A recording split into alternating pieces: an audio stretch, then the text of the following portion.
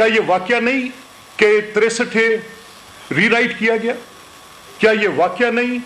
कि supreme court के अंदर वो मामलात जो सियासी मामलात थे, एक नहीं पूरी फहरिस्त है उनकी, उनको वहां पर तय करने की कोशिश की गई? क्या ये वाकया नहीं कि कोड ऑफ कंडक्ट की सरीहन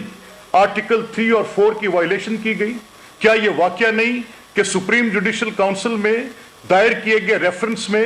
एक मोअज़्ज़िज़ जज साहब के ऊपर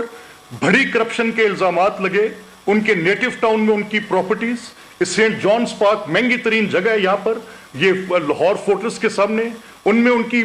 करोड़ों रुपए की बनती उस बंगला के ऊपर उनके ऊपर इल्जाम लगा कि कहां से आया, and you make him sit on the same bench and tell के मैं पैगाम दे रहा हूं ये टैक्स मैटर है। और वही मैटर उसी तरह का जिसमें करप्शन के इल्जामात नहीं थे, नॉन डिस्क्लोजर की बात थी, उस पर आपने कह दिया कि ये टैक्स मैटर्स हैं एज फार एज